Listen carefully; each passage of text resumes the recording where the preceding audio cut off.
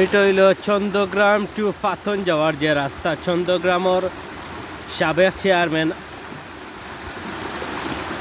আজিজউদ্দিন Chowdhury chairman সাহেবর বাড়ির ঠিক পাশেই কিন্তু এই যে বাঙনটা সৃষ্টি হয়েছে। এটা গত বছর আমি আসলে লাইভের মাধ্যমে আপনার সাথে শেয়ার করছি যে অনেক জায়গা বাঙন সৃষ্টি হয়েছে। আর এখানেও দেখতে পারা যে এটা বাঁশর সেতু এখানে তৈরি করা হয়েছে মানুষ যাতায়াত করার লাগে। আর এইবারও আসলে কুশিয়ারা নদীর পানি প্রচুর বৃদ্ধি পাওয়ার কারণে এই পানিগুলো আসলে ইতিমধ্যে এই বাঙন দিয়া দেখতে পারা আমরার এলাকার দিকে পানিগুলা গিয়া ঢুকের। ইতিমধ্যে আমরা আলীনগর, টিকরপাড়া, চন্দরপুর, মোহাম্মদপুর সহ বিভিন্ন এলাকা বন্যায় কবলিত।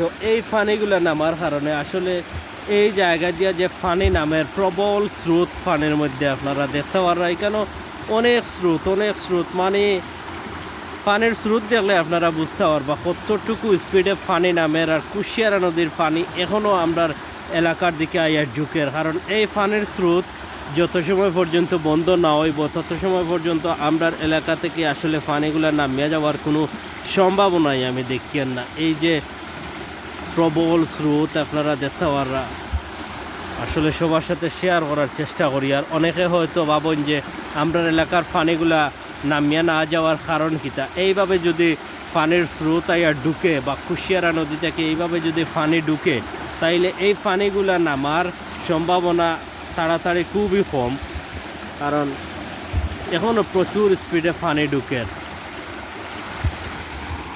দেখলা রে, প্রচুর স্পিডে পানি ঢুকিয়ে ইতিমধ্যে আমরা এলাকার দিকে পানিগুলা যার। আর এখানে যে বাঁশর যে সেতু, আসলে অনেক লম্বা একটা সেতু। আমি সামান্য জায়গা উঠছিলাম, আসলে আমার মাঝে খুব আতঙ্ক কাজ করছে, খুব ভয় লাগে। আসলে এই রকমের বাঁশর ফুল দিয়ে আসলে আমরা যাতায়াত করতে অভ্যস্ত না, যার কারণে এখনও দেখলানি পানি কিলা স্পিডে পানি ঢুকে যায়। রাস্তা কিন্তু অনেক জায়গা ভাঙ্গিছে, ইতিমধ্যে অনেক জায়গা ভাঙন সৃষ্টি হয়েছে। অনেক ছোট একটা জায়গা থেকে অনেক বড় হয়েছে এই ভাঙনটা। সেতুটা দেখলে বুঝতে পারবা যে কত লম্বা সেতু।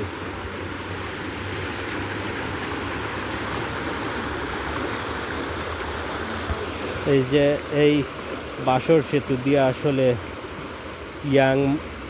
ইয়াং মানুষ, বৃদ্ধ মানুষ, যুবক যুবতী, মহিলা সহ সবাই কিন্তু চলাচল করেন।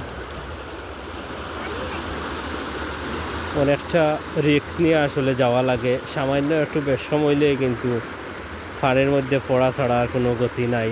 তো ওইটা আমি চন্দ্রগ্রাম টু ফাথন যাওয়ার যে রাস্তা, যেখানে বাঙন সৃষ্টি হয়েছে। আর এই বাঙন দিয়ে আসলে পানিগুলো ঢুকিয়ে আমরা এলাকা আলীনগর, মোহাম্মদপুর, চন্দরপুর, টিকরপাড়া সহ সব এলাকা ইতিমধ্যে বন্যায় কবলিত।